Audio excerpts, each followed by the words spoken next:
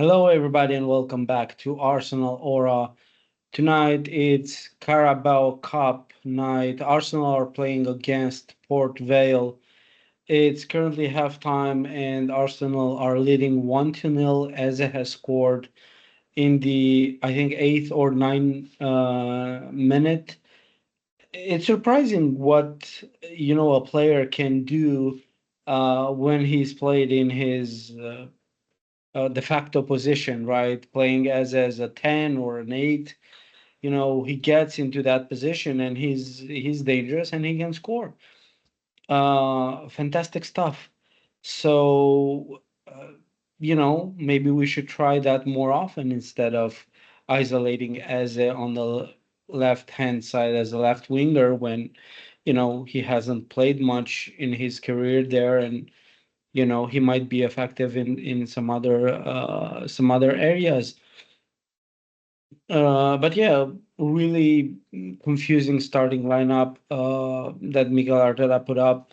We didn't know if Martinelli was playing on the left, if he was playing through the middle, if Eze was playing on the left, if Eze was playing as a 10, as an 8, Merino in midfield, Merino in attack. It's really confusing to keep playing.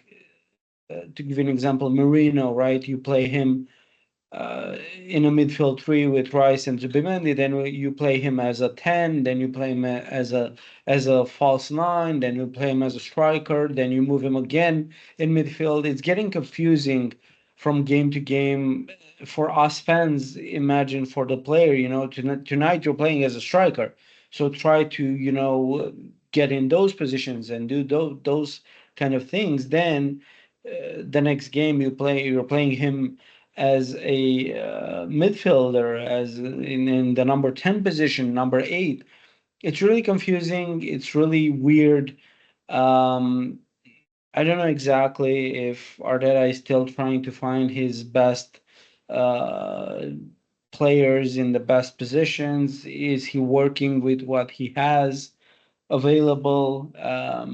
We're looking at the squad and we're thinking that it's pretty we have a lot of players in different positions, and it's good to go for a full season playing in the league, in the Champions League, in the cups, and whatever else. But getting an injury per game, it's obviously not helping. Um, but yeah, we're currently leading 1-0. Don't imagine that it was incredible performance. We're not playing well. We were looking. I don't know how we're looking, but I don't think it's a good game. I don't think Arsenal are playing well. We have Saka as the right winger. We have Martinelli. We have Merino. We're playing the likes of Eze. So we should be kind of a little bit of okayish. Let's say we shouldn't play as poorly as we are against Port Vale. Let's be honest. Um, but let's see what the second half brings us. So we'll see in a couple of minutes. 45 and extra time to be more precise. See you in a bit, guys. Welcome back, guys. So it's second half now. It's 1.5 minutes left. Arsenal are leading Port Vale 2-0. Trossard scored a couple of minutes ago in the 85th, 87th minute, something like that. Yeah, I mean, it's a good win. We're moving forward in the Carabao Cup. However, the performance was lacking energy, lacking confidence, lacking ideas, creativity, whatever you want. And it's starting to get a little bit worrying. Let's see what happens this weekend against Newcastle. I was happy that Arteta, uh,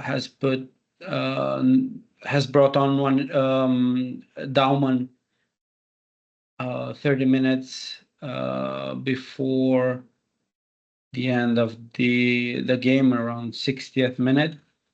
So yeah, he got some minutes under his belt, but we could saw in the last couple of weeks that he's gonna play for the under 21s or under 18s or something like that. So he won't. I don't think he'll get too many minutes in the Premier League or the Champions League.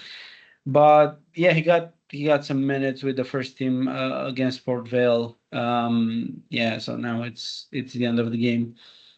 Arsenal are moving forward in the Carabao Cup, but it's a very worrying performance. To be completely honest, I don't want to watch Arteta's press conference afterwards.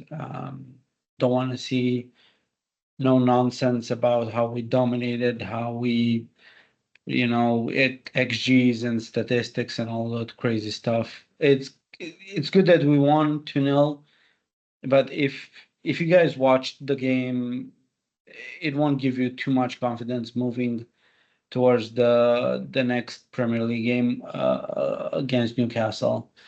Um, it's going to be tricky. So let's see what happens. Um, Eze and Trossard, the scorers, Eze pretty early in the game, the 8th minute. Trossard pretty late in the 80 something minute.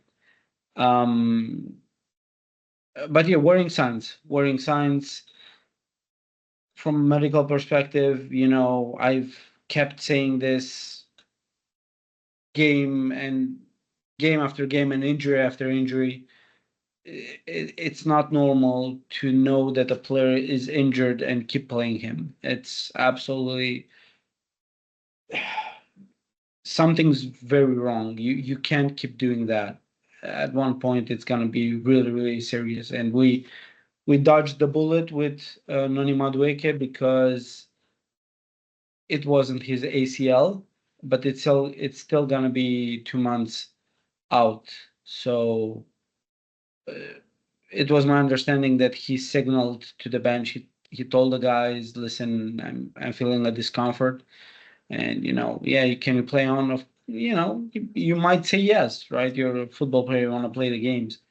You want to cement your place, especially Noni Madueke's situation. Now, Saka got a really bad kick in this game, and I think less than 10 minutes afterwards he got replaced. Hopefully, nothing too serious, and he'll be ready and fit for the Newcastle game. Yeah, talk to you in the weekend, guys. Wishing you a good rest of the week, and let's hope for the best during the weekend. See you then, guys. All the best. Cheers.